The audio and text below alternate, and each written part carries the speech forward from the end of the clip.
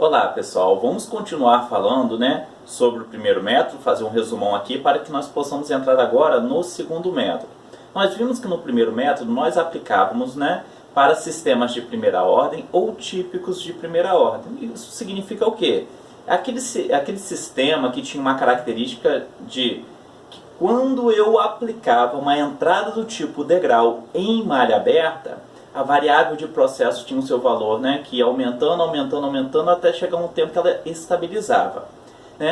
Este comportamento deste sistema não tinha, por exemplo, a indicação de um overshoot, de um sobressinal nessa resposta. Tá? Então era muito parecido com o sistema de primeira ordem, mas lógico, tinha ali as suas variações. Mas nós poderíamos pegar um sistema, por exemplo, de ordem 3, que tinha um comportamento parecido com o sistema de primeira ordem, e fazer algumas adequações, algumas simplificações. E a partir dali nós aplicávamos o primeiro método, e colhíamos ali os parâmetros de constante de tempo, tempo morto e ganho, e através de uma tabela nós conseguimos projetar um controlador do tipo PID. Do tipo PID poderia ser do tipo PI ou somente proporcional, que a tabela também nos dá essa oportunidade de projetar esses três controladores. Mas aí às vezes pode ficar uma pergunta, mas qual é exatamente a diferença de um sistema de primeira ordem para um sistema de terceira ordem? Depende muito de como que é o seu sistema de terceira ordem. Será que ele tem polos complexos conjugados dominantes? A contribuição da parte complexa ela é maior, ela é menor do que a da parte real? Então depende, no geral não tem como você falar, fazer uma afirmação de que o seu comportamento de um sistema de terceira ordem vai ser depende das características dele. O que nós podemos afirmar que terão sistemas de terceira ordem ou de quinta ordem e assim por diante, que podem ter um comportamento parecido com o sistema de primeira ordem, que nós poderemos simplificar e considerar um sistema de primeira ordem. Ok? Eu coloquei duas curvas aqui só para a gente fazer uma distinção.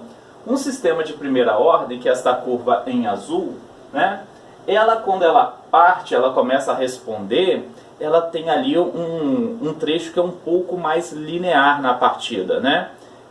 É quase que uma reta no início, quando ela está fazendo ali, ao analisar a resposta do seu sistema. Na construção do gráfico, você percebe ali que é quase que uma região linear na partida. Em um sistema, por exemplo, de segunda ordem, que tem um comportamento parecido com o sistema de primeira ordem, por exemplo, porque aí depende da alocação dos polos, que é esta curva em vermelho, notem que a partida ela faz essa base aqui, aquela base do S.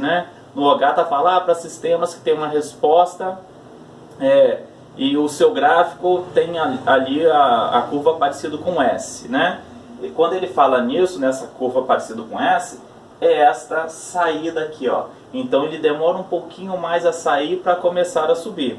Notem que nessa comparação que eu fiz do G1 de 1 sobre 10.7S mais 1 e do G2 que é 1 sobre 5S mais 1 multiplicado por 5S mais 1, polos duplos ali em menos 1, com a constante de tempo igual a 5. Nesses dois gráficos aqui, como se eu tivesse ali duas constantes de tempo igual a 5, mas na interação desse G2 aqui, dessa função de transferência, é como se resultasse em uma constante de tempo de aproximadamente 10.7, que é o instante que ele atinge ali 63,2%. Então, se fôssemos considerar aqui, as duas curvas atingem os 63,2% no mesmo instante. As duas curvas vão estabilizar no mesmo valor, igual a 1. Mas existe ali uma diferença na resposta intermediária desses dois sistemas. Aí você vai falar, mas Edson, não vai ter diferença se eu considerar aquela equação ali de segunda ordem, ou a função de transferência de segunda ordem, e simplificar ela como primeira? Tem uma diferençazinha pouca, mas para a metodologia, para a aplicação da metodologia, que neste caso é o primeiro método, satisfaz. Você consegue encontrar um bom controlador, consegue um controlador na zona estável para o seu projeto. Lógico que depois você pode melhorar ainda esta sintonia do seu controlador. As dicas para melhorar a sintonia nós veremos um pouquinho mais lá na frente, tá ok? Então nós estudamos o primeiro método, para sistemas típicos de primeira ordem, com sistemas com comportamento parecido com sistemas de primeira ordem. quando eu aplico uma entrada do tipo degrau em malha aberta. Aí você vai perguntar, e os sistemas que não se comportarem assim? Aí nós teremos que entrar no segundo método, tá? No segundo método eu vou pegar esses sistemas que não têm este comportamento típico, né, de sistema de primeira ordem, e vou colher alguns parâmetros, que vai ser no caso o ganho crítico e o período crítico, tá? O período crítico é o período de oscilação do meu sistema, tá, ok? Lógico que aqui também existe uma área cinzenta. Por exemplo, quando eu pego um sistema de segunda ordem, que o complexo conjugado, né, tem a parte imaginária mais forte do que a parte real, isso significa o quê? Que você vai ter um overshoot se você aplicar um degrau em malha aberta, tá? A diferença básica que nós podemos constatar. Mas se for um sistema já naturalmente estável, né, os polos são ali negativos, esse sistema, né, se for um sistema de segunda ordem, vai ter ali a margem de ganho infinito. Porque quando você fecha a sua malha com um ganho e aplica lá o root locus nele, você vai ver que o lugar das raízes sai na vertical para cima, né? Na vertical para cima, na vertical para baixo, né? Porque é o complexo conjugado. Então, neste caso também, não conseguiríamos aplicar talvez nem ali o primeiro método, dependendo ali do overshoot, se ele realmente se distanciar muito do comportamento de um sistema de primeira ordem, e também não conseguiríamos aplicar o segundo método. Por que nós não conseguiríamos aplicar o segundo método? No segundo método, nós veremos que nós teremos ali funções de transferências com características integrativas, ou que eu consiga encontrar uma frequência natural do sistema, né? Eu consiga encontrar a partir de um ganho, né? A partir de um valor de um ganho, que eu consiga colocar o meu sistema em oscilação. Mas para que o meu sistema venha oscilar, ficar oscilando ao longo do tempo, né, com a mesma amplitude, aquela amplitude perfeita, o lugar das raízes deve necessariamente passar pelo eixo imaginário, né? Então isso já significaria que eu teria uma margem de ganho finita e não infinita, ok? Então serão alguns sistemas que vão, né, se encaixar nessas características, tá, ok? Mas, resumindo o segundo método, para sistemas que possuem integradores ou polos complexos conjugados dominantes, tá, ok? E que vão ali sustentar uma oscilação a partir de um ganho, tá? Então aqui, ó, tem a característica, né, das plantas que possuem integradores. Exemplo básico, vamos comparar aqui. Eu tenho um robozinho, um robô móvel, né? Ele lá tem atuadores, né, os motores, para ele se locomover, né? E aí eu aplico uma entrada do tipo degrau. O que seria a entrada do tipo degrau? Eu aplico uma potência máxima no motor deste robozinho. O que vai acontecer com a velocidade deste robô? Ela vai aumentar ao longo do tempo e vai estabilizar na velocidade máxima. Olha, quando eu falo da velocidade deste robô, se comporta como um sistema de primeira ordem, porque essa velocidade aumenta, aumenta, aumenta e estabiliza no valor máximo. Não tem sobressinal, tá ok? Vai estabilizar no valor máximo. Mas olha só, vou pegar este mesmo robô e agora vou analisar a posição dele ao longo do tempo. Quando eu aplico a entrada integral, a velocidade vai aumentar, a gente já viu, mas a posição vai aumentando com o passar do tempo, a posição linear dele, né? Porque o motor está girando, ele está se locomovendo. Então o que acontece com a posição? Ela vai tender ali para o infinito, né? Enquanto houver energia, ele vai estar se locomovendo. Então, a característica da variável posição, ela tem essa característica integrativa, diferente da característica da variável velocidade, que se comporta como um sistema de primeira ordem, tá ok? Então, ó, a gente já começa a distinguir o comportamento das variáveis, tá? Aqui a resposta típica, né, onde o sistema de segunda ordem ou superior, né? Tem aqui um overshoot, já não tem mais aquele comportamento parecido com o sistema de primeira ordem. Então nós também iremos utilizar tanto sistemas que possuem característica integrativa, quanto sistemas aqui de ordem superior, né, para utilizar o segundo método para projetar o controlador do tipo PID. Só lembrando para vocês que existe lá aquela área cinzenta que seria um sistema puramente de segunda ordem, que ele tem a parte imaginária com uma contribuição forte, mas que o ganho seria infinito. Aí provavelmente nós teríamos que utilizar aí uma outra metodologia para encontrar aí o controlador. Provavelmente vocês já estudaram lá avanço, atraso lá em controle 1, que poderia ser aplicado, né, em um sistema desse de segunda ordem, ok? Vamos continuar aqui então. Como eu falei para vocês, né, um sistema de segunda ordem ele pode ter um comportamento parecido com o sistema de primeira ordem. Vai depender da contribuição do que? Da parte imaginária. Eu coloquei aqui um exemplo, ó. Notem que eu tenho que S mais 2 mais ou menos 1i. Notem que a contribuição imaginária é menor, né, do que ali a parte real deste complexo conjugado. Olha como a curva ela é parecida com uma curva de primeira ordem, né? Apesar de que, ó, olha só o iniciozinho dela aqui, né? Tem aqui aquela base do formato de S, tá ok? Quando eu vou aumentando a contribuição imaginária, olha como que ela já começa a se comportar de uma maneira diferente. Já tive um overshoot aqui, tive também uma atenuação maior, né, no valor final, que ela vai estabilizar. Eu aumento a parte imaginária, olha como o overshoot aqui nesta entrada, né, para essa resposta do tipo degrau como entrada em malha aberta, tá ok? Então, realmente nós teremos que analisar o comportamento do nosso sistema, tá ok? Então, como que vai funcionar o segundo método, pessoal? O segundo método vai ser, né, nós iremos levantar as características do nosso sistema em malha fechada, diferente do primeiro método que é em malha aberta. Então, vou levantar em malha fechada, ok? Tá aqui a minha malha fechada e eu vou aplicar um ganho no meu sistema. Por quê?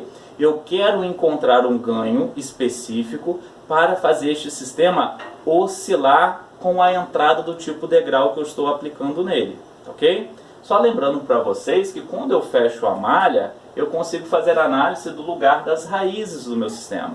Aqui é um sistema de ordem 3, em que eu tenho uma raiz real, tenho aqui o complexo conjugado. Quando eu vou aumentando o ganho, que é este ganho aqui em malha fechada, as minhas raízes vão se deslocando no plano, tá ok? Até chegar um momento que a minha raiz ela fica exatamente em cima do eixo imaginário, né? No semiplano aqui negativo, o meu sistema ele é estável, tá? No semiplano positivo ele é instável. E no eixo imaginário ele é marginalmente estável, porque ele vai sustentar uma oscilação. É este valor de ganho que eu preciso encontrar, que é o ganho crítico. Notem que aqui, ó, o S ele não possui a parte real, né? Nós sabemos que o número complexo ele possui uma parte real e uma parte imaginária. Aqui a parte real vale 0, ele só possui a parte imaginária, que neste caso aqui seria considerado, né, ou é considerado a frequência natural do meu sistema, ok? Esta é a frequência natural. O que é a frequência natural do nosso sistema? É aquela frequência específica que a partir daquela entrada ele vai sustentar uma oscilação, ok? Então aqui só mostrando para vocês um exemplo específico, 1 sobre S mais 11 multiplicado por S mais 2 mais ou menos 2i. Notem que aqui tem o lugar das raízes, eu utilizei ali o root locus, né? O comando lá do MATLAB. Eu encontrei aqui pelo gráfico que o ganho crítico dele, para que ele sustente essa oscilação, para que, né, os meus polos venham ficar em cima do eixo imaginário, o ganho vale 692, ok? A frequência, né, natural dele é de 7.21. 7.21 é o valor da parte imaginária, ok? Que seria a frequência natural aqui do meu sistema. Notem que quando eu aplico uma entrada do tipo degrau, ele fica oscilando, ó. E esta amplitude da oscilação, ela é constante, ok? Porque eu realmente não tenho a parte real para dar ali um amortecimento no meu sistema quando ele está, né, no semiplano negativo, que é estável, e nem quando ele está na zona instável, que essas amplitudes elas começam a aumentar com o passar do tempo, ok? Então, tendo somente a parte imaginária, ela vai sustentar uma oscilação com amplitude constante.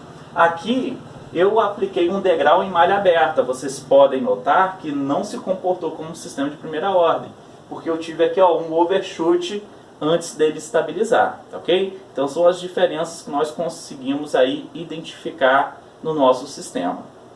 Então, graficamente eu já teria encontrado aqui, né, o ganho crítico.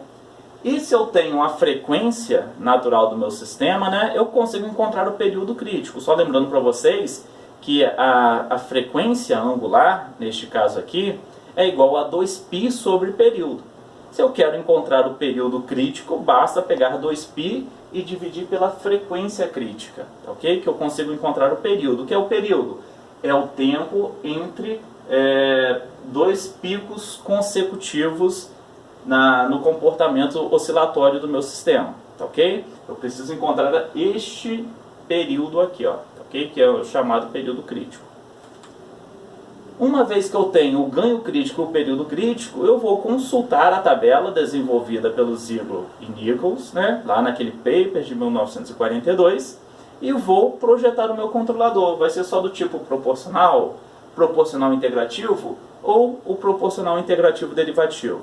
Se for o proporcional derivativo integrativo, ele me diz o seguinte, que basta eu pegar 60% do ganho crítico para ser o meu Kp, a metade do período crítico para ser o meu Ti e 1/8 do período crítico para ser o meu Td.